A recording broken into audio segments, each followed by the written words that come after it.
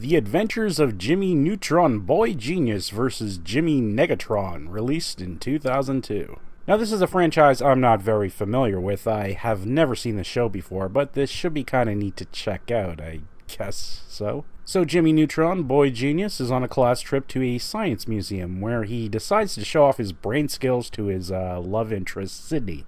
He does this by operating the local museum's time machine exhibit.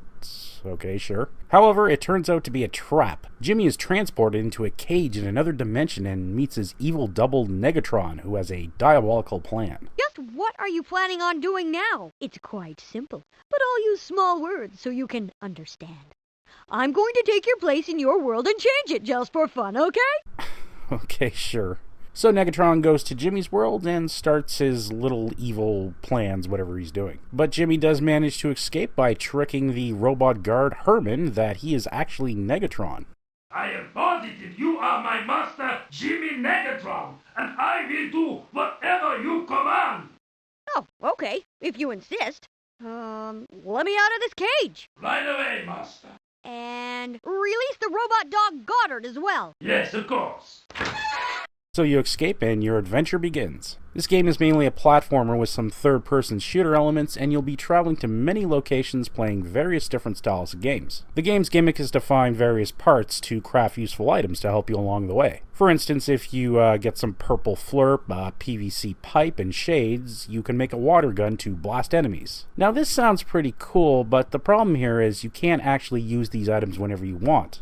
Well, as far as I can tell. You have to find these activator areas to use them. So you're actually restricted to only use the item when the game allows. Now, I get it that the game didn't want you to reach a point where you didn't have the item and you'd have to backtrack to find it. But at the same time, if you had the freedom to mess around with these items, it probably would have made the crafting gimmick a lot more enjoyable. A thing this game does really good is its variety of gameplay styles. There's shooting and platforming, of course, riding jet bikes, a crane game, a underwater sub-adventure, various puzzle-solving games, a slide escape, a tank shooter, different versions of a hide-and-seek game, a flying feed-the-giant game, boss battles, gallery shooting, and an enemy quota battle. Just a huge variety, and I can absolutely appreciate that. It's really well done, and it keeps the game fresh, and great job. Just fantastic. Now, I found the controls in this game a little bit off. Pushing forward makes him move forward, and right moves him left and right. But to turn around, you have to make a dead stop. You can't be moving forward. It's kind of weird. It's like the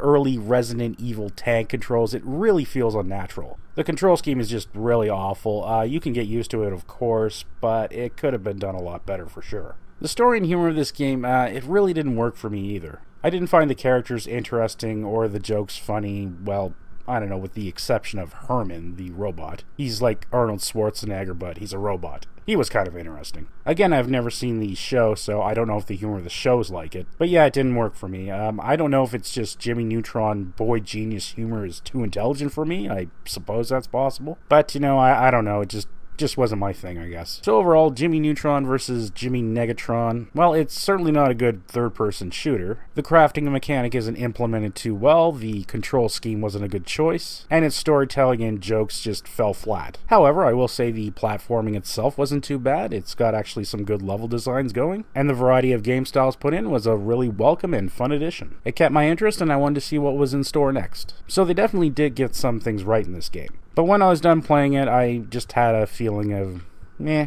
I mean, it wasn't a bad experience, it's just the good things it offered weren't quite enough to woo me over. So I can't really recommend this game. But I will give the game at least a tip of the hat for its ambition.